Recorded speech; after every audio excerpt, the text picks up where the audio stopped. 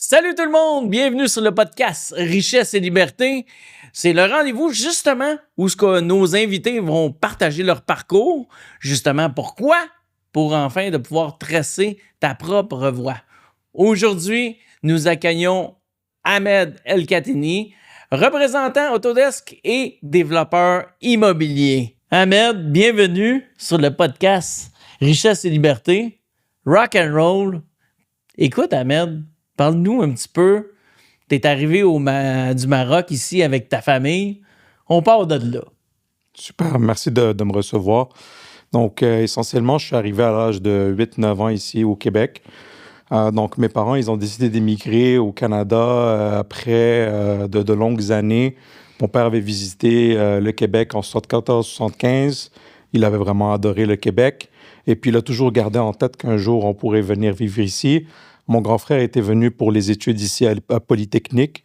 Et quelques années plus tard, mes parents, après vu le climat dans lequel est le Québec et les opportunités qu'il y a, essentiellement, ils ont décidé de faire l'immigration et on est arrivé ici. Donc, Mais quand on arrive ici dans la famille, parce que je vois deux types d'immigrants ou de familles immigrantes qui arrivent ici. On a des familles immigrantes un petit peu plus nanties, puis je vois beaucoup dans mon programme Apparon, créateur de richesse, oui. on a beaucoup d'immigrants aussi qui arrivent avec 2 sacs à vidange. Donc, dans votre cas, ça ressemblait à quoi? Essentiellement, je ne peux pas dire que je suis issu d'une famille pauvre ni d'une famille riche. Je suis issu d'une famille de classe moyenne modeste. Mes parents avec un très bon emploi, très carriériste. Essentiellement, ils ont laissé ça en arrière d'eux pour venir réellement au Québec puis recommencer à nouveau. Moi, je trouve que le courage qu'ils ont eu, c'est le courage qui me fait vivre aujourd'hui. De laisser une carrière en arrière de soi, de laisser un confort en arrière de soi et de venir recommencer à nouveau pour donner une meilleure perspective à ses enfants. Et c'est devenu aujourd'hui, pour moi, ma raison de vouloir réussir dans la vie. Donc, c'est eux qui m'ont transmis ça. Mais essentiellement, quand ils sont venus, ils ont appris à la dure ce que c'est que recommencer dans de nouvelles carrières, nouvelles manières de faire, différentes mentalités. Toutefois, on a été quand même très bien accueillis par le peuple québécois et puis par L'environnement. L'environnement, essentiellement. Moi, mes parents, ils ont fait le tour du monde. Ils ont voyagé partout, parlent plusieurs langues également, ce qui fait que ça a facilité énormément notre arrivée ici, intégration, arrivée au Québec. Donc, ça n'a pas été trop difficile de se partir au début. Puis, essentiellement, on est des gens qui se remettent rapidement sur nos pieds puis qu'on trouve notre manière de... où est-ce qu'on veut y aller, notre direction et ainsi de suite. Donc, je pense qu'avec le bon support de leur côté, ça n'a pas été trop difficile au début. Mais après ça, essentiellement, c'est de mettre un bon game plan en place. Puis on l'a suivi, puis chacun a eu son parcours à travers tout ça. La langue parlée au Maroc, c'est quoi? Mais il me semble le français est quand même présent, là. Hein? Oui, on parle un dialecte de l'arabe, qui est la première langue. On a comme deuxième langue le français. Wow! Donc, la facilité de venir ici, c'est un choix naturel, mais probablement, y avait-il envisagé aussi la France? Absolument, c'est très bien pensé, oui, absolument. C'était soit la France, soit le Canada, mais la France... L'Europe, c'était pas nécessairement l'endroit où est-ce qu'ils voyaient qu'on pouvait bien grandir. Donc, essentiellement, l'amour que mon père a eu pour le Québec est spécial. Il aime toujours autant Montréal que le jour 1. Puis, moi de même. Donc, c'est la raison que je suis encore ici. Mais essentiellement, le Canada, c'est un pays c'est un pays d'opportunités. Il y a beaucoup de choses à faire. On peut se réinventer maintes reprises. Mm-hmm. On peut faire multiples carrières, s'éduquer à travers le temps, différentes branches, différents domaines. Il n'y a pas de limite. Parce que pour toi, l'éducation, c'est quelque chose qui fait partie de ta vie. Tu es continuellement en mode éducatif pour apprendre, augmenter tes connaissances. Absolument. Le but, c'est que ça ne s'arrête pas seulement à aller à l'école. À la sortie d'université. Et obtenir un diplôme. C'est là vraiment que la formation commence. Donc, moi, à travers les années, depuis plus de 12 ans, j'ai investi massivement dans la formation continue pour aller chercher des certifications, continuer à peaufiner mes connaissances et m'améliorer dans mon travail de tous les jours. On va rebondir là-dessus tantôt. Oui. Mais en ce moment, pour moi, ce qui est important, c'est que les gens qui nous regardent en ce moment, ils voient un Marocain, vous parlez très bien, vous êtes des bons. Moi, j'appelle ça les gens, les Arabes, les Libanais, les Tunisiens, les Marocains. Ce sont des gens qui s'expriment vraiment bien. Puis souvent, on les voit dans des postes de vente. Donc, moi, je sais que tu te considères comme un top vendeur. Et également, je t'ai vu à l'œuvre parce qu'on a fait des rencontres ensemble. Mais honnêtement, tu es quelqu'un qui est beaucoup à l'écoute parce que la vente, c'est d'être à l'écoute. Mais tu t'exprimes super bien. Donc, pourquoi le métier initialement de la vente? Comment c'est venu dans ta tête de dire je veux devenir un vendeur? Oui, c'est une très bonne question. Moi, je considère que après près de 20 ans dans le domaine, je suis toujours en train d'apprendre tous les jours. Oui, j'ai gagné plusieurs titres à travers ma carrière, mais je reste toujours humble, puis je suis toujours à l'affût de ce qui est nouveau pour continuer de me réinventer, puis de continuer à grandir dans le monde dans lequel j'évolue. Moi, il faut comprendre que je suis issu d'une famille de commerçants. Donc, mes grands-parents, ils ont été dans le commerce depuis des années et des années. Donc, c'est de génération en génération. Ouais. Donc, les valeurs profondes de la personne avec qui tu parles est tout aussi importante que toi-même. Absolument. Ça doit être une valeur que tes parents t'ont transmise. Oui. Même si ton père faisait quoi comme métier? Mon père a travaillé pour la Royal Air Maroc pendant 35 ans. Okay. Donc, lui, il a été comme une carrière plus corporative. Mm-hmm. Ma mère a été entrepreneur, mais dans les ventes. OK. Donc, essentiellement, moi, ce que j'ai appris tout jeune avec mes parents, c'est que la vente, c'est un skill set. C'est comme dans le temps. Quand on pêchait, on chassait, c'est le minimum pour se nourrir. Ben, aujourd'hui, dans le monde dans lequel on est, si on ne sait pas comment essentiellement vendre, ça va être vraiment difficile. Donc, pour moi, quand j'ai vu ma mère progresser dans sa carrière, c'est quelque chose qui m'a vraiment énormément inspiré. Depuis l'âge de 8 ans que je savais que j'allais avoir une carrière en vente. Donc, pour moi, je l'ai toujours regardé, puis j'ai toujours été impressionné par sa manière de communiquer, sa manière d'être persuasif et sa manière d'être, tout simplement. Donne-nous une petite bride de ce qu'elle faisait, de ce qui te rappelle, Je sais pas si t'as un pop-up qui te vient dans la tête, là, mettons, mais parce que tu l'as vu à l'œuvre, là, j'imagine. Ma mère, elle est naturelle dans la manière qu'elle communique pour arriver à mettre une idée en place. Donc, moi, c'est toujours ça que j'ai vu. C'est pas de la vente sous pression. Non. C'est pas de la vente que tu essaies de tordre un bras à quelqu'un. C'est plutôt l'idée, c'est d'être vraiment communicatif. Elle prend beaucoup le temps d'écouter ce que les gens ont à dire. Elle pose des bonnes questions, très ouvertes. Donc, on parle de spin selling. Aujourd'hui, c'est quelque chose qui est devenu très, très populaire à travers le temps, ces livres-là. Et je peux te nommer d'autres, Challenger Sale. Il y a plusieurs livres qui existent dans le domaine de la vente qui vont t'expliquer sur comment avoir une conversation plus ouverte, comme qu'est-ce que tu fais avec moi à l'heure actuelle, ou est-ce que tu me poses des questions plus ouvertes afin d'avoir plus d'informations. Puis elle, c'est naturel pour elle de faire ça. Donc, ça n'a jamais été, elle ne se force pas à réfléchir. Quand elle a une conversation, elle arrive à créer cette relation, ce lien de confiance. Et c'est ça qui fait en sorte qu'un client va vouloir acheter de toi versus un autre. C'est que tu crées cette relation de confiance. Il te voit vraiment comme une personne, un partenaire stratégique. Donc, c'est un peu ça. Le but dans la vente, c'est qu'on ne veut pas être des charlatans, qu'on vend quelque chose qu'on n'a pas besoin. Je ne veux pas être péjoratif, mais le monde du vente de l'automobile, ça a été toujours perçu comme ça. Ouais. Les vendeurs, les pédaleurs de chars. Ouais. Mais c'est pas ça. Là, nous, on fait de la vente consultative. Le but, c'est de comprendre les besoins du client. Donc, ma mère le fait tout le temps. Elle comprend mes besoins à moi. Puis, à travers ça, elle va te rentrer des idées, puis elle va arriver avec un cadre dans lequel elle voudrait que tu travailles avec elle. Puis, ça marche. Ça marche toujours. Ouais. Mon père a ça aussi, mais lui a évolué d'une autre manière. Son père aussi, depuis des années, c'est un commerçant. Mes deux grands-parents, c'est des commerçants depuis des générations. Hey, la pomme n'a pas tombé loin de l'arbre, là. Pas trop.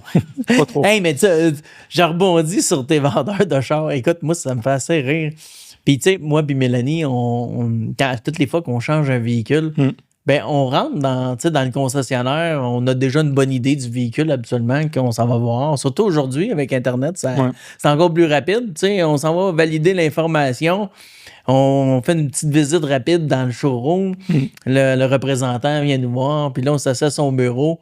Puis là, il commence à parler, puis là, moi, je l'interromps. Là, Mélanie, toutes les fois, elle trouve ça assez drôle. Je dis, wow, attends une minute. Là, tu nous as donné ton prix. Maintenant, je veux que tu me fasses la passe du directeur. Je vous invite à faire ça.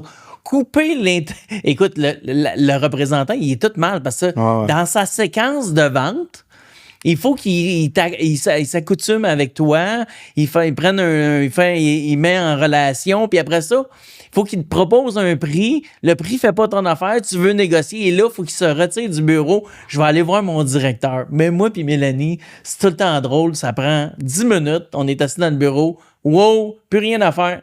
Amène-moi ton directeur, fais-moi la passe du directeur. Là, il dit, qu'est-ce que tu veux dire? Non, mais je sais que dans 20 minutes, tu vas me faire la passe du directeur. Laisse faire, on n'a pas 20 minutes à parler. Puis je dis, hey, amène-moi le directeur. Tout de suite, fais-moi ton meilleur prix. Puis là, le représentant, il est comme complètement désorienté de ça. Là, puis moi, je le désoriente. Je m'amuse un peu au travers de ça. Puis à la fin, je reste cordial. C'est pas dans la nargance, mais c'est vraiment juste de s'amuser là-dedans parce que, on le sait, on est des vendeurs, on est des représentants, on aime communiquer. Puis là, je veux voir comment il va réagir, comment il va se débrouiller. T'sais.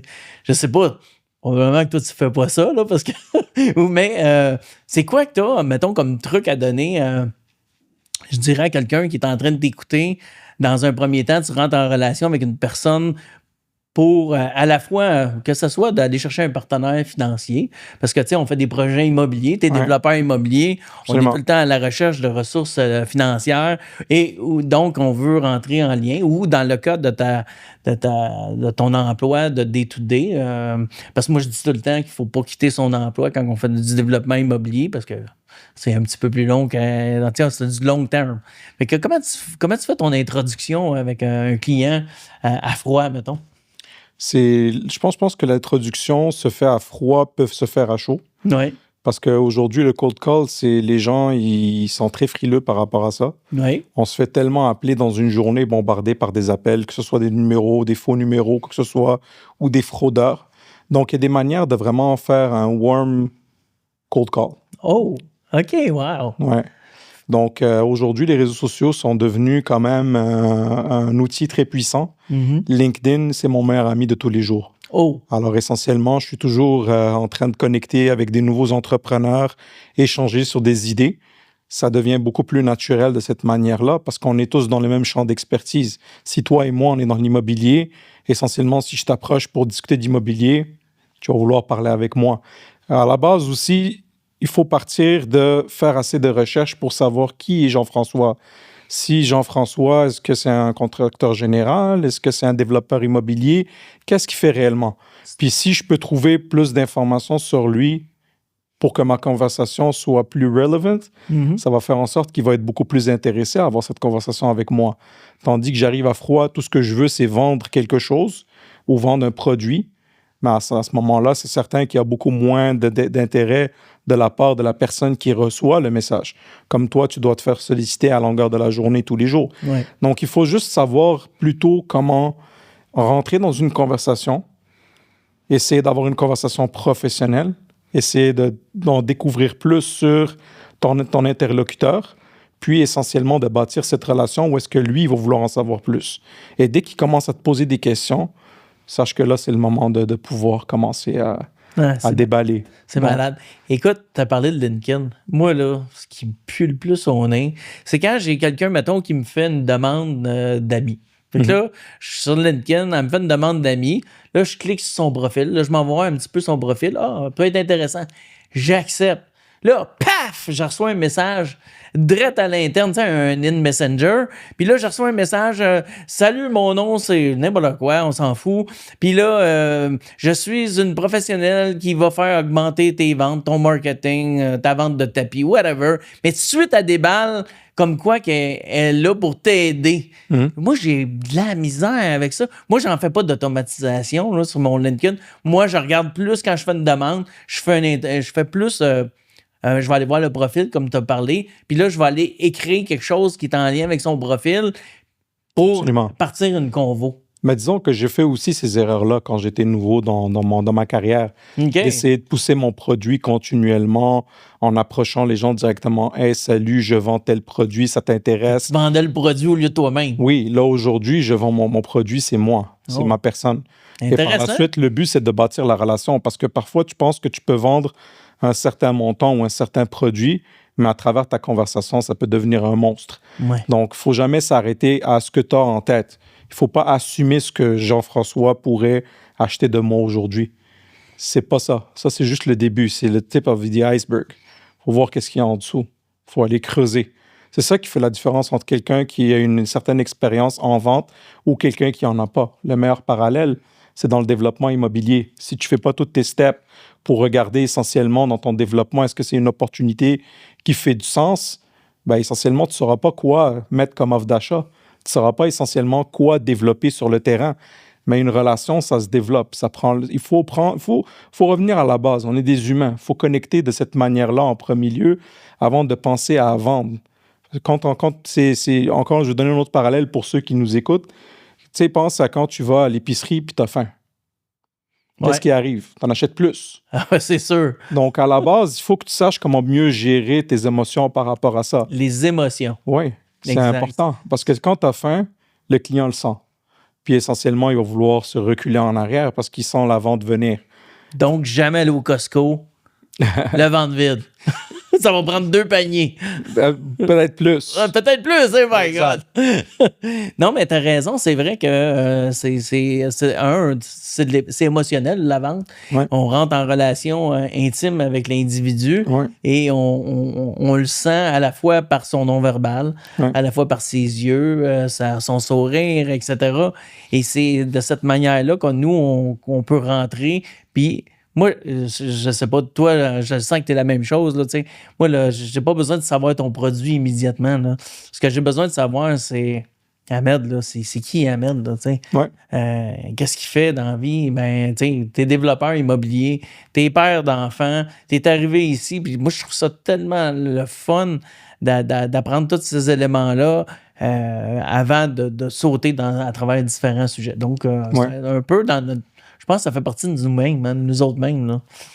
Mais d'autres trucs, mettons, là, parce que là, tantôt, on a rencontré James Martel, que tu connais aussi. Il nous parlait de réseautage, puis lui, c'est monsieur réseautage. Toi, tu fais-tu beaucoup de réseautage ou tu es centré beaucoup sur ton LinkedIn? Je dirais que dans les dernières années, j'ai été énormément centré sur LinkedIn, À cause de la pandémie, entre autres? Oui, aussi, j'ai pas été habitué, faut se le dire, à travers le temps, d'aller souvent dans des événements de réseautage. Quelque chose que j'ai mis en place en 2025, puis que je vais continuer en 2026, continuer à rencontrer encore de plus en plus de gens à travers des événements de réseautage.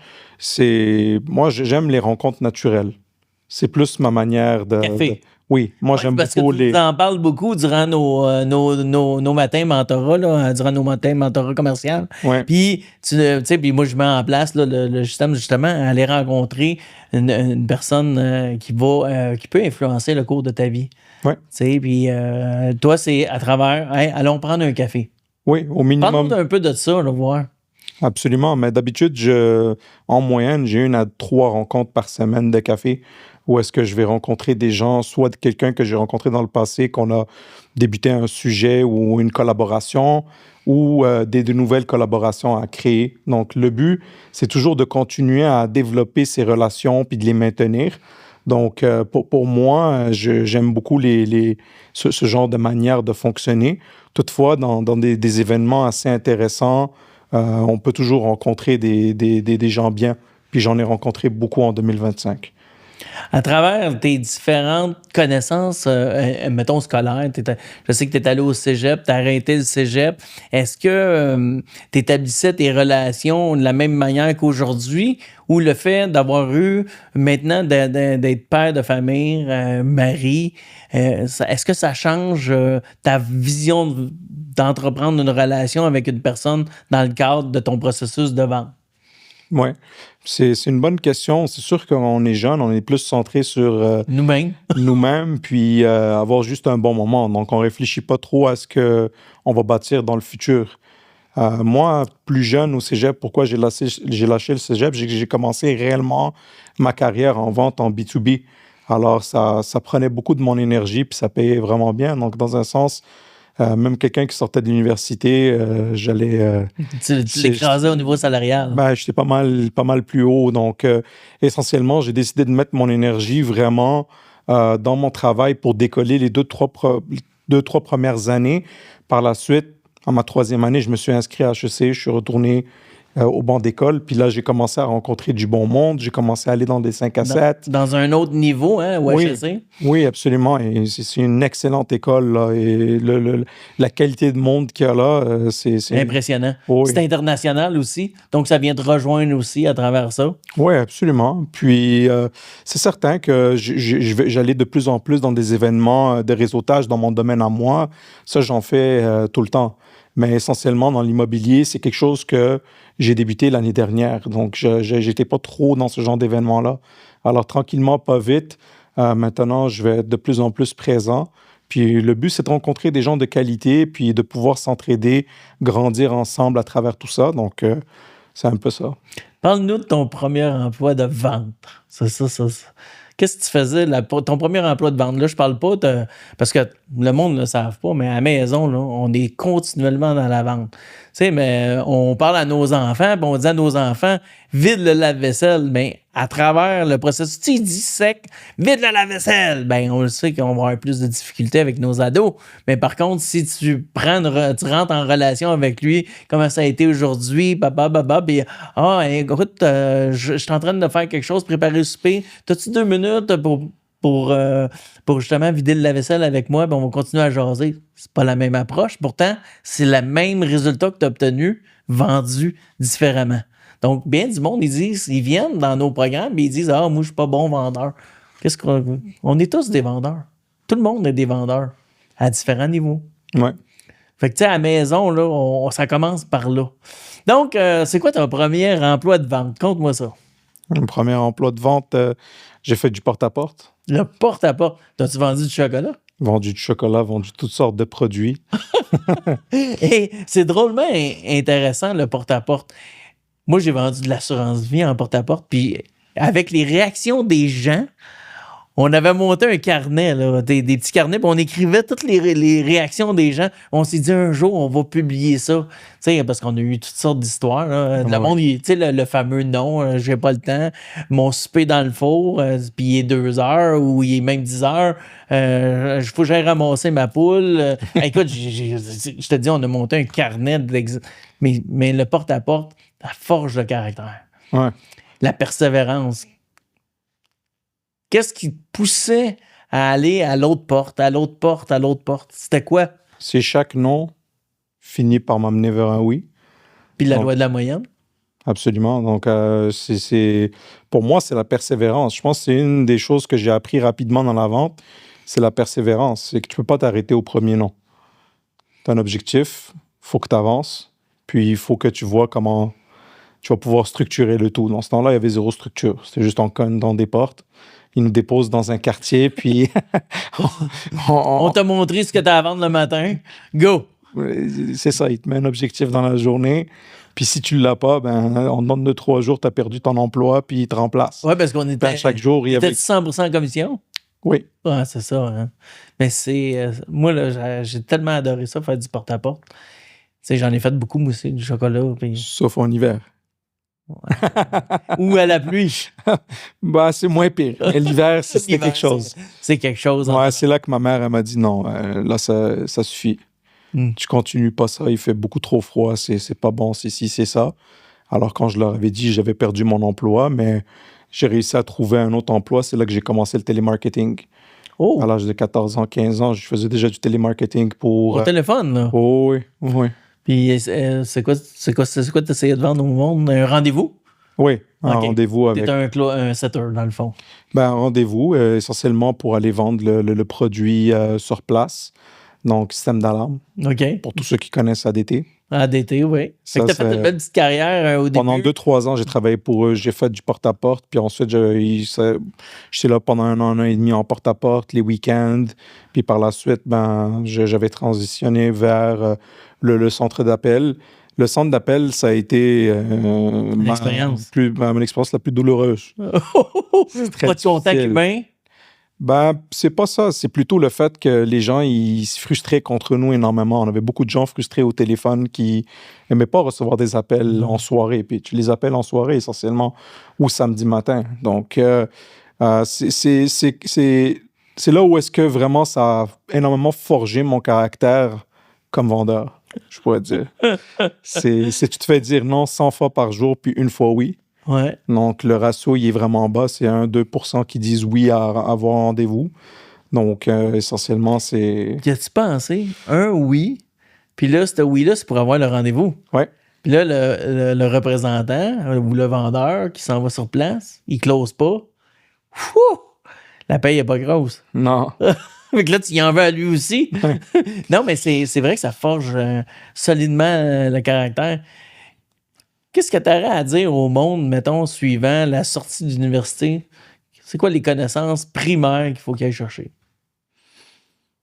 Je pense que les formations académiques universitaires sont très intéressantes aujourd'hui, très complètes, même quand on étudie de l'ingénierie, Oui. on étudie du business là-dedans. Mais je pense qu'une des premières choses que j'aurais à donner comme conseil aux jeunes, c'est la communication. Si tu sens que t'es pas à un certain niveau en termes de communication, de prendre des cours de communication. Donc ça peut aider énormément. Une autre chose, c'est des programmes comme la PNL, programmation neurolinguistique. Oui.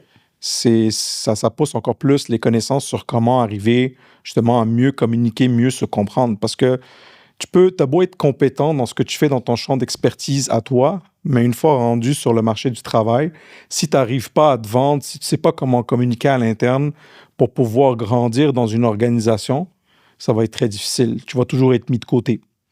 Donc, savoir communiquer par courriel, par téléphone, savoir comment passer un message, une idée, c'est une des choses qui est de la base de toute chose quand tu sors de l'école pour avoir du succès dans ton travail. Je rebondis sur ton courriel que tu viens de mentionner, c'est super important. Ouais. Aujourd'hui, tout le monde utilise ChatGPT. Tu penses quoi de ça? Je pense que c'est correct. Ça emmène un peu plus de vitesse dans la manière de travailler. Ça n'empêche pas qu'il faut quand même qu'on continue à réfléchir, à écrire nos courriels, si ça peut aider à mieux structurer les erreurs. Mais je pense qu'aujourd'hui, il faut qu'on vive avec le fait que le AI est extrêmement présent partout. Toutes les compagnies investissent massivement là-dedans, entre autres où est-ce que je travaille depuis 2009. Donc, essentiellement, le AI va être là pour améliorer notre manière de travailler, à mon avis. Puis, il faut s'acclimater. Si on pense qu'aujourd'hui, ChatGPT, c'est juste pour faire des recherches ou écrire un courriel, on n'a pas encore compris qu'est-ce que ça fait réellement. Il y a beaucoup plus que ça. En même temps, le fait d'utiliser continuellement ChatGPT pour tes courriels dans le domaine de la vente, je trouve à un moment donné, ça devient un peu beige. C'est pas très personnalisé, là, tu sais. Moi, je m'en sers de base, mais je modifie mon texte pour qu'il soit quand même à mon image. J'ai eu beau monter moi, j'utilise Gemini, donc j'ai eu beau monter mon Gemini avec mon profil, etc., mais à la fin, ça reste beige, tu sais, quand même. C'est comme... tu sais, il essaie de la perfection. En plus, ça vient c'est du français de France, bien souvent. Donc, faut souvent tu retouches tes trucs pour faire un courriel d'impact. Tu sais, parce que c'est important dans la vente d'avoir un courriel d'impact pour conscientiser l'autre, là. Toi, tu utilises ce genre de mélange-là ou... Moi, j'ai été habitué d'écrire des courriels avant que ChatGPT soit là. OK. Donc, il faut être créatif pour essentiellement arriver à attirer l'attention de ton prospect. Donc, je pense que c'est vers ça que tu veux aller, n'est-ce pas? Oui. Essentiellement, ça part à partir des recherches. Si je sais Jeff, qu'est-ce qu'il a fait comme projet avant, si je sais c'est quoi ses centres d'intérêt, si je sais pas mal d'informations sur lui, mon targeting avec mon email va être beaucoup plus pointu. Tandis que quand tu vas, comme qu'est-ce que tu reçois sur LinkedIn, c'est de l'information générale. Ouais. La moitié des gens lisent même pas ça. Au plus, 80-90% des gens lisent pas ça. Donc, ça finit dans les oubliettes. Alors, il faut savoir comment plutôt ouvrir la conversation d'une certaine manière avec ce courriel-là. C'est un début. C'est pas une vente. Moi, là, si je t'accepte sur LinkedIn puis j'ai une automatisation, je peux te dire, c'est sûr que je communique pas avec toi. T'es comme trop paresseux pour me créer quelque chose. Ça veut dire que t'as pas regardé mon profil. T'es allé dans la page, là, j'invite du monde. Ting, ting, ting, ting, ting, ting, ting. Moi, j'ai vraiment beaucoup de... En tout cas, moi, ça vient me chercher. Parce que j'aime établir la relation d'avance, un peu comme toi. Ouais. Hey, le métier de vendeur, là, tu sais, c'est probablement le plus vieux métier du monde. Là. En tout cas, un des plus vieux métiers du monde. Là, mais est-ce que quelqu'un qui sait pas quoi faire dans la vie, qui n'a pas d'habilité, je vais dire, manuelle, est-ce que tu peux lui dire que c'est... Puis il veut faire de l'argent. En fait, c'est probablement... Moi, je sais pas ce que tu en penses. Probablement le meilleur métier que tu peux faire. Là. Ben, peut-être après avocat, médecin, oui. Ouais. Absolument. Absolument, absolument. C'est un métier qui, essentiellement, c'est... Il faut... Moi, je pense que ça part de... faut que tu sois passionné par ça. Ouais. Parce que sinon, ça fait pas en sorte que tu vas pouvoir arriver à toffer longtemps dans le domaine. Il y a beaucoup de pression.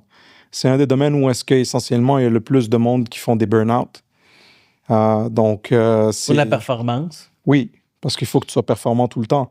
Moi, je donne le meilleur parallèle que je donne avec la vente, c'est les sportifs de haut niveau. Ah, OK. Donc, il faut toujours qu'ils soient vraiment à leur top pour réussir à arriver à essentiellement scorer. Donc, quand il y a une saison qui se passe moins bien, qu'est-ce qu'on dit? Ils sont pas bons. Non, ça joue dans leur tête. Ils te le font sentir dans ton travail. Donc, ça part toujours de la base, c'est le mindset. Pour vrai, le skill set est important, mais le mindset est encore plus important. Si toi, tu entends des noms, puis si tu te mets en boule, puis tu pleures, mais tu ne pourras pas vraiment travailler longtemps dans la vente. Mais si essentiellement, tu es capable de passer à travers des noms, des oui, des peut-être, il faut que tu sois capable de vraiment travailler autour de tout et n'importe quoi. Tu as tout type de monde. Tu as des gens qui sont très polis, très gentils, tu as des gens impolis, tu as des gens directifs, tu as des gens qu'il faut que tu tiennes par la main. Tu travailles avec le grand public. Moi, je te dirais, il faudrait peut-être commencer par segmenter. Quelqu'un qui serait intéressé de commencer dans la vente, c'est d'aller par segment. Qu'est-ce qui t'intéresse? Est-ce que toi, tu vas travailler avec monsieur, madame, tout le monde, B2C, ou tu veux travailler interentreprise, B2B? C'est deux mondes complètement différents. Moi, j'ai trouvé que dans ma carrière, en moi, ce qui me plaît le plus, c'est le B2B. Straight to the point. Ouais. On bâtit la relation, on démonte la valeur, puis à travers la valeur, on vend un produit ou un service. Puis c'est ça qui détermine le prix. C'est pas nécessairement est-ce que je me sens de bonne humeur aujourd'hui pour dépenser X ou Y ou Z. Ça marche pas comme ça. On parle de retour sur investissement, on parle de chiffres. Ouais. C'est beaucoup plus business qu'autre chose. Et c'est une des choses qui m'a attiré le plus à vouloir me partir en business. Parce que dans le fond, dans mon domaine à moi, je suis un intrapreneur dans une entreprise. J'ai mon propre jardin que je dois cultiver.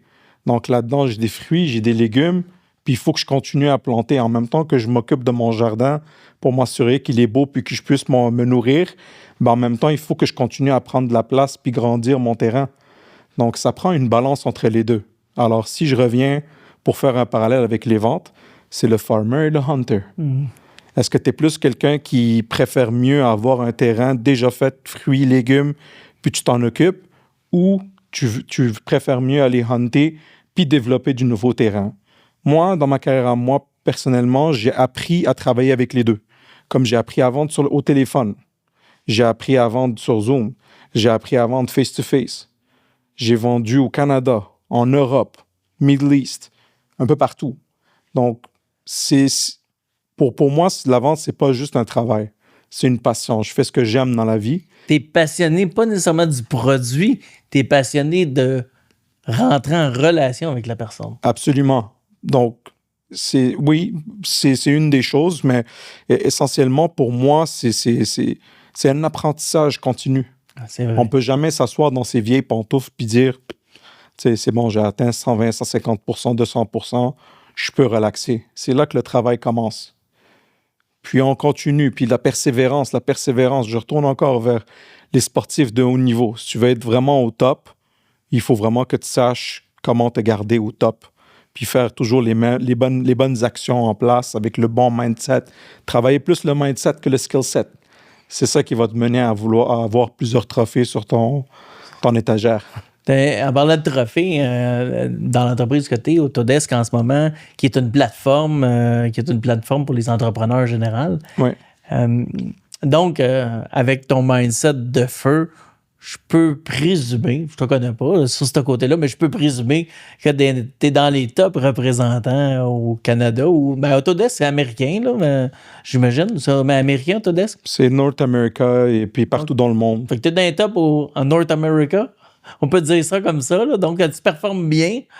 Tu gagnes super bien ta vie. Là, je ne sais pas c'est quoi ton revenu, puis c'est pas important, mais je sais que ton revenu est nettement supérieur parce que la performance est au rendez-vous. Là. Ben, moi, ce qui m'inspire dans la vie, c'est pas vraiment juste de faire un montant X. Ce qui m'inspire, c'est de bâtir. Pour moi, faire un deuxième montant X. C'est même pas le montant en tant que tel. C'est le fait d'être dans un challenge continu. C'est que je suis toujours en train d'apprendre, toujours en train de sortir de ma zone de confort, d'apprendre un nouveau skill set. Je me suis lancé dans l'immobilier pour cette raison-là, parce que j'ai toujours rêvé de bâtir. Ça a toujours été quelque chose qui m'a énormément... Ça vient pas de ta famille, ça, par contre. Là. Tu viens d'une famille complètement qui sont des professionnels, mais et qui sont des professionnels de la vente, mais le côté entrepreneurship et devenir un bâtisseur, parce que là, tu es allé chercher ta licence RBQ, tu as pris des programmes de formation pour t'aider à comprendre l'immobilier, à avancer dans l'immobilier. Et puis ça, ce nouveau skill-là, pourquoi t'as dit « Ah, moi, c'est l'immobilier que j'aime avancer ». C'est-tu en lien parce que tu rencontrais beaucoup d'entrepreneurs en général? Oui, c'est sûr que ça a eu un impact. Mais ce que je peux te dire à la base, Jeff, c'est que, comme j'ai dit, ma mère était commerçante pendant 30-35 ans. Fait qu'elle a fait de l'import-export pendant des années. Pour moi, avoir un travail libéral, ça a été toujours quelque chose qui m'a énormément inspiré à la base. Dans mon travail à moi, c'est quand même libéral parce que j'ai pas vraiment d'horaire. Je gère ma business comme je le veux, tant et aussi longtemps que les chiffres sont très bons. Donc, de cette manière-là, c'est quelque chose qui a toujours bien marché puis qui m'a plu. Maintenant, mon père m'a toujours parlé de l'immobilier depuis tout jeune. Oh! Mon père a toujours rêvé. Fait qu'il a mis des miettes dans ton cerveau de bâtir. Oui. Mon père, son rêve, puis j'espère lui réaliser un jour, c'est de bâtir un immeuble où est-ce que toute la famille peut vivre. Oh. Ou un quartier où est-ce qu'il y a plusieurs maisons en ligne, puis tous les enfants vivent à un seul endroit. Puis, la vie a fait qu'il n'a pas réussi à réaliser ce rêve-là. Puis moi, depuis tout jeune, il m'a toujours emmené dans des endroits pour me montrer des propriétés, des terrains, des ci, des ça, pour m'inspirer et me dire, écoute, si tu veux vraiment réussir dans la vie, l'immobilier, c'est un bon véhicule. Moi, j'ai pas pu le faire. Fais-le. Puis à un moment donné, je me rappelle très bien, vers l'âge de 19 ans, 20 ans, mon père m'a amené voir un comptable avec qui il faisait affaire. Okay. Le gars, il achetait beaucoup d'immobilier dans le temps. Il achetait des duplex, des triplex, des quadruplex. Il avait cumulé peut-être une quarantaine, cinquantaine de portes de cette manière-là. Et on s'est assis ensemble dans le bureau. En ayant la conversation, il m'a dit, écoute, moi, je pense que tu pourrais bien faire dans l'immobilier. Si tu veux, je peux te mentorer, je peux t'aider. Oh! Intéressant. Malheureusement, vers cet âge-là, moi, je n'étais pas du tout dans cette idée-là. J'avais vraiment une idée qui est limitante, une croyance limitante. Okay. Cette croyance-là limitante est la suivante. Pour moi, si tu n'es pas riche, comment tu peux investir? Il faut avoir de l'argent pour pouvoir investir. Puis moi, je le voyais, le gars riche, mais moi, je ne l'étais pas dans ce temps-là. J'avais 19-20 ans, je venais de commencer à travailler chez Bell Canada, j'avais une belle carrière devant moi. Mon père voyait que je faisais un bon salaire, puis pour lui, il m'emmenait vers un chemin où est-ce que viens investir avec ce gars-là, au lieu d'aller dans les bars, au lieu d'aller faire la fête, dépenser ton argent dans des choses qui ne valent pas la peine. Mais malheureusement, oui, j'avais ce rêve-là toujours, mais je le voyais trop grand. Je le voyais comme une montagne. Inaccessible. Inaccessible pour moi. Je ne suis pas issu d'une famille d'immobilier. Comment je peux le faire?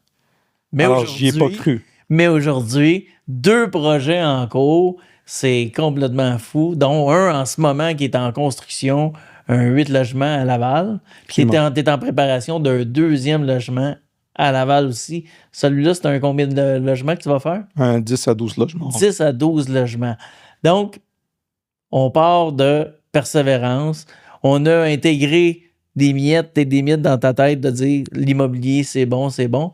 Puis là, à un moment donné, quand est-ce que tu as eu le déclic de dire là, je me lance une nouvelle carrière en immobilier en gardant ma carrière libérale de représentant des ventes, que je peux faire vivre ma famille très convenablement. J'ai un excédent de cash que je peux investir. Dans le fond, quand est-ce que tu as eu le déclic? Le déclic est arrivé pendant la COVID. Oh. J'ai jamais perdu de ma job pour une raison que j'étais pas professionnel ou essentiellement que je ne réussissais pas dans la vente, que j'arrivais pas à atteindre mes objectifs. J'ai perdu ma job en mars 2020 quand essentiellement tout le monde a perdu son emploi. OK. Heureusement, j'avais de l'argent de côté. Alors, j'étais pas stressé. Mais ce que ça m'a mis dans la tête, c'est que tu peux pas toujours avoir un plan A dans la vie. Tu peux pas vivre qu'avec un plan A. Dans le temps, nos parents pouvaient avoir essentiellement une carrière de 30-40 ans dans la même compagnie. C'est vrai, hein? Puis, c'était quelque chose qui était bien vu. Aujourd'hui, ce n'est plus possible. Aujourd'hui, au moment qu'on parle, il y a des layoffs partout. Ils mettent les gens dehors dans des grosses compagnies énormes. On ne peut plus se fier sur juste avoir un emploi. Oui, ça paye bien. Oui, c'est un bon emploi, mais ce n'est pas suffisant. Puis ce que tu bâtis ne t'appartient pas. D'un matin, tu quittes l'entreprise, tout est en arrière de toi. Il te donne un petit montant, il te remercie et il cherche quelqu'un d'autre pour remplacer ton siège. À moins cher pour atteindre les mêmes goals. Absolument. Moi, à ce moment-là, quand j'ai perdu mon emploi, 1 mois et demi plus tard, j'ai appris que j'allais devenir père. Même pas 2 semaines, pendant que tout le monde n'avait pas de job pendant la COVID, moi, j'ai réussi à avoir une job. Dès que j'ai mis que j'avais plus de travail, les réseaux sociaux, c'est puissant. J'ai eu un appel 1 semaine plus tard, je suis dans une autre compagnie. Alors, ça ne m'a pas trop stressé essentiellement, mais ça a été la plus grande leçon, une de mes plus grandes leçons dans la vie, dans ma carrière, où est-ce que je me suis dit, rien n'est infaillible. Je peux être remplacé à n'importe quel moment. Et c'est là où est-ce que je me suis dit, quand est-ce que tu vas te lancer en immobilier? Puis c'est là où est-ce que c'est parti. Je suis allé faire mon cours de courtier immobilier, mais vite, pendant le cours, j'ai tout de suite vu que c'est pas fait pour moi. OK. Je veux pas travailler dans le travail d'un courtier immobilier. J'ai beaucoup de respect pour ce qu'ils font. J'adore ça, mais pour moi, j'étais allé plus pour comprendre les rouages et la mécanique de comment une offre d'achat se fait, comment marche le courtage immobilier en tant que tel. Donc, j'ai suivi toute la formation au complet, simplement dans le but d'apprendre. On avait beaucoup de temps devant nous. Donc, on était assis à la maison, puis je me forme. Puis à partir de là, quand j'ai compris comment ça marchait, j'ai commencé à faire des offres d'achat. Puis, chercher mon premier flip. J'avais un peu d'argent accumulé, chercher un premier flip d'une maison, ensuite un plex, et ça a continué de cette manière-là. Malade, c'est vraiment fou. Tout ça à partir d'une connaissance de base qui est de faire des promesses d'achat. D'ailleurs, un créateur de richesse, si jamais ça t'intéresse, des promesses d'achat, moi-même, j'ai monté un petit programme promesses d'achat. C'est pas quelque chose de bien dispendieux. Tu peux l'avoir pour quelques centaines de dollars. Va sur mon site apparonmentora.com. Clique là-dessus, tu enregistres ta carte de crédit. Automatiquement, tu as accès à 7 leçons sur une promesse d'achat. Puis tu vas utiliser ma promesse d'achat que j'utilise moi-même depuis 2007. Fait qu'elle est très bien montée. Tu vas pouvoir aussi l'adapter pour toi. Tu vas faire des promesses d'achat, tu vas faire des flips. Donc, à partir d'une couple de centaines de dollars, on peut faire de l'argent avec les skills de vente. Donc, utilise un peu ce que Ahmed nous échange avec nous aujourd'hui, puis avance, fais des promesses d'achat. Fais des promesses d'achat. Parce que si tu ne fais pas de promesses d'achat, tu ne fais pas l'action, tu ne peux pas faire d'argent. Puis aussi, je dirais se former. Ouais. Se former est l'aspect le plus important. Ouais. Je pense que c'est ça qui a fait que j'ai passé à un autre niveau et plus rapidement. Essentiellement avec les connaissances. Parce que dis-toi que quand tu commences en immobilier, tu as 1 million de questions dans ta tête. Puis si tu n'es pas bien entouré de gens qui nécessairement font de l'immobilier dans ta famille, dans tes amis autour de toi, ben, essentiellement, où est-ce que tu vas aller chercher les connaissances pour apprendre, pour comprendre comment ça marche, pour pas te faire avoir. C'est un domaine qui est très vaste. Il y a énormément du résidentiel, du commercial, institutionnel. Il y a tellement de projets, de types de projets que tu peux faire qui... Projet sous projet, c'est fou. Ouais, c'est infini. Donc, faut aller s'entourer des bonnes personnes qui vont pouvoir t'aider à comprendre comment ça marche réellement pour s'assurer de faire des deals qui sont bons. C'est sûr qu'en immobilier, ça existe parfois des coups de chance. Tu tombes sur une opportunité comme ça m'est arrivé en 2022, un plex que j'ai acheté qu'essentiellement, c'était vraiment un coup de chance. Je faisais des recherches jusqu'à temps que je suis tombé sur quasiment, Une je peux dire, opportunité, ouais. c'était une poubelle. Puis, juste avant ça, je cherchais à avoir des recommandations. Puis, une des personnes que j'ai écrit, j'ai osé sortir de ma zone de confort, puis je lui ai écrit, c'est Luc Poirier. Je le connais pas. Je l'ai jamais rencontré de ma vie. Ça m'a toujours inspiré ce qu'il a fait, ce qu'il fait dans son travail de tous les jours. Puis, essentiellement, je lui ai écrit sur LinkedIn. J'ai dit, hey, salut Luc, j'aimerais ça avoir des conseils. Je suis un novice dans l'immobilier. Qu'est-ce que tu aurais à dire comme bon conseil à un novice? Je m'en rappellerai toujours. Il m'a dit, achète-toi une poubelle, retape-la, puis tu vas apprendre. Pour vrai. J'ai encore le message, encore dans mon LinkedIn. De temps en temps. De cette manière-là, tu vas apprendre. Tu mets la main à la pâte, ça va te permettre d'apprendre comment ça marche sur le terrain. C'est une des raisons pourquoi je suis allé aussi chercher ma licence d'entrepreneur général. Moi, le but, c'est pas de devenir un entrepreneur général qui va desservir des clients pour faire des projets. Mon but, c'est de gérer mes propres projets ou en partenariat. Mais le but, c'est vraiment d'apprendre à travers tout ça, puis être sur le terrain. La main à la pâte, encore une fois. Fais-le, sois dans l'action. Puis, oui, parce que le livre RBQ, hein, il est solide, il est épais. Puis, le code de construction. Le code de construction. Puis toi, de ce que je connais, tu es tellement impliqué, tu veux apprendre tout, tu veux tout comprendre, puis tu t'impliques à fond.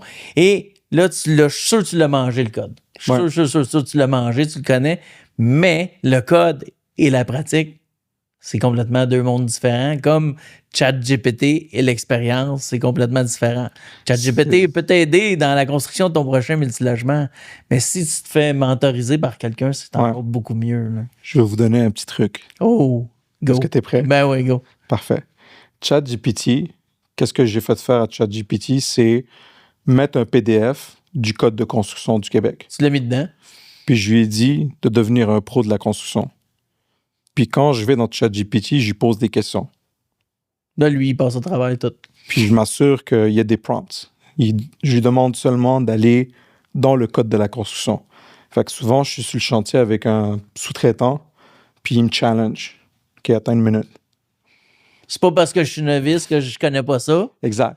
Laisse-moi checker. Je sors mon téléphone, ChatGPT, je pose la question, puis je m'assure qu'il va toujours chercher l'information seulement dans le code. Puis à date, il ne s'est pas trompé. Et s'il ne sait pas, je dis réponds pas. Si c'est quelque chose de trop compliqué, dis-moi si je dois parler avec mon architecte ou mon ingénieur.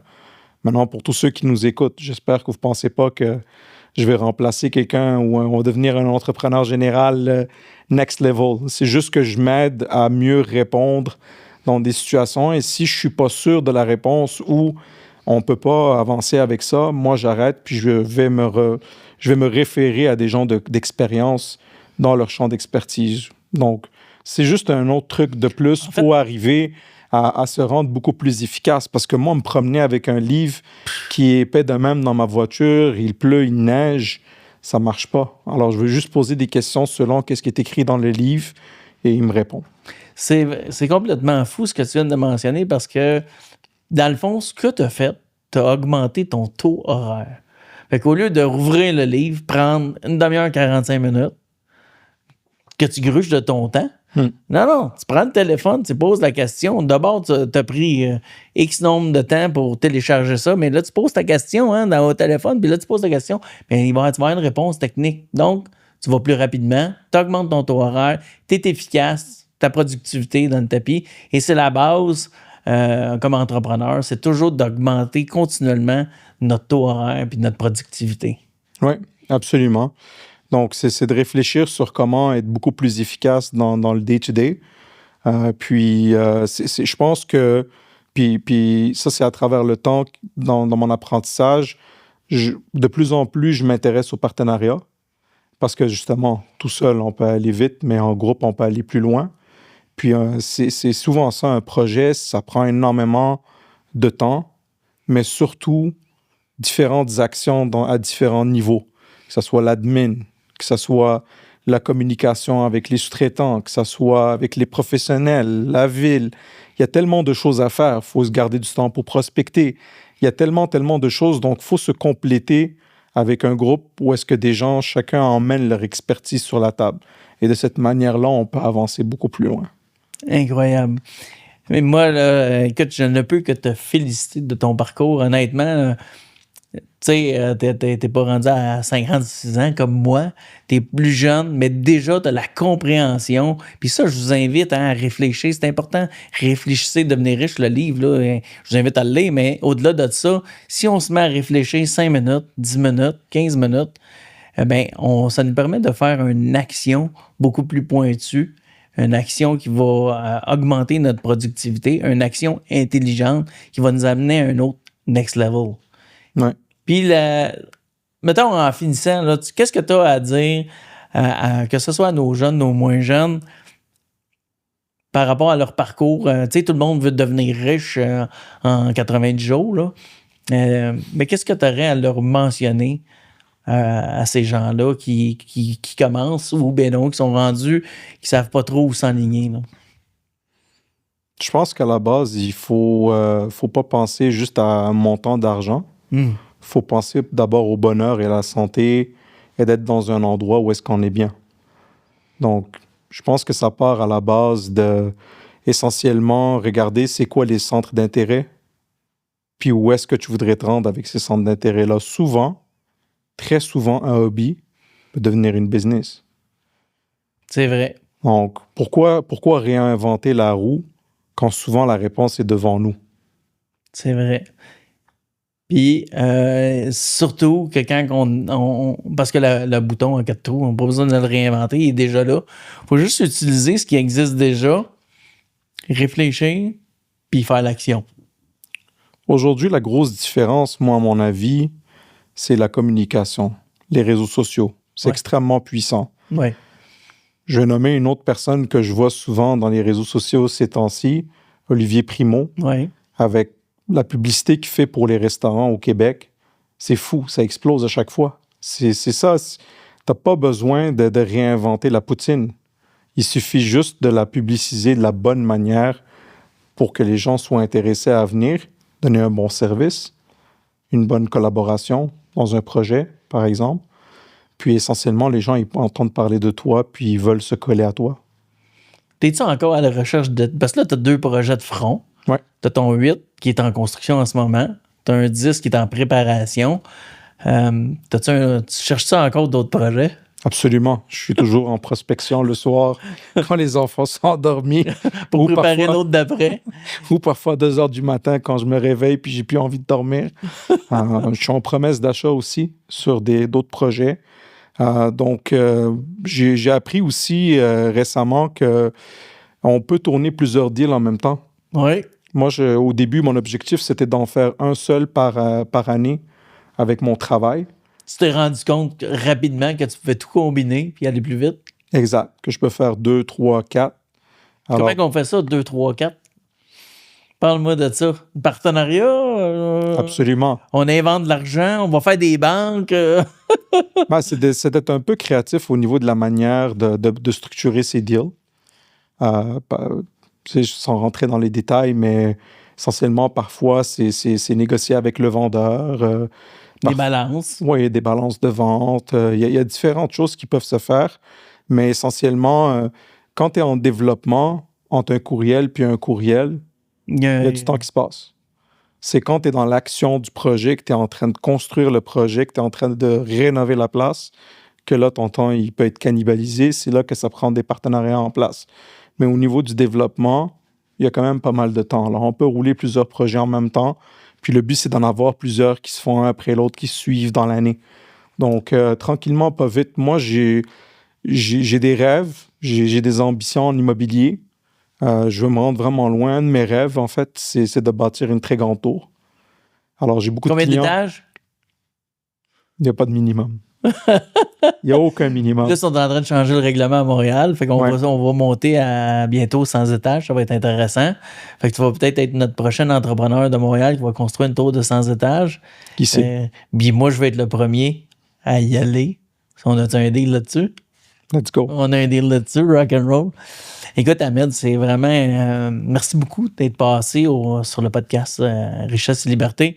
Pour moi, la richesse que tu apportes à cette émission-là, la vente. Hein? Gang, on n'oublie pas, les créateurs de richesse, c'est hyper important d'aller chercher une formation en vente, d'aller se structurer, d'aller chercher d'autres connaissances, comme Ahmed a mentionné, d'aller chercher plein de formations. Ce n'est pas avec l'université que tu vas pouvoir avancer, progresser. Oui, mais tu vas plafonner à un certain niveau. Puis dans bien des programmes de formation universitaire, tu sors, tu as déjà atteint, que tu es déjà en arrière. Donc, aller chercher des formations privées dans le domaine que tu veux accentuer, augmente tes skills, augmente tes skill sets, inspire-toi des grands, puis tu es une inspiration. Pour moi, tu es une inspiration. C'est la preuve, encore une fois, que tu peux arriver au pays. Donc, si tu es un immigrant en ce moment, tu regardes, tu es arrivé au pays, ça fait pas si longtemps que ça. Ben moi, j'en ai des mentorés qui ont développé un parc immobilier à pu finir en moins de 10 ans qui étaient au Québec. Donc, c'est possible. On est... un de mes associés, qui était italien, il m'a dit, dans le monde entier, le Canada... c'est le pays qui te permet, plus que les États-Unis, parce qu'il avait fait les États-Unis aussi, c'est le pays qui te permet de faire le plus d'argent de n'importe où dans le monde, parce que c'est incroyable. Bon, on ne parlera pas des impôts, mais au-delà de ça, le potentiel est incroyable et l'immobilier en fait partie. Ça fait partie d'une des 7 sources de revenus qu'on se doit d'avoir. Les toiles aussi, donc on rajoute des trucs. N'oubliez pas les métaux, la bourse, la crypto. Mélanger tout ça, il faut avancer. Puis si tu veux devenir hyper riche à la Luc Poirier, collection de Ferrari, etc. Donc, ça fait partie de tes choses que tu te dois d'avoir. Absolument. Ahmed, merci beaucoup de ton passage à cette émission sur la vente. Tu nous as appris énormément. Et les autres, je vous invite justement, si vous voulez nous suivre encore plus, n'oublie pas, clique sur la petite cloche en haut. Tu vas pouvoir être au courant de la prochaine émission qui s'en vient. Richesse, dans le fond, notre invité, Ahmed, nous a parlé de la vente, nous a parlé de la croissance personnelle, le mindset.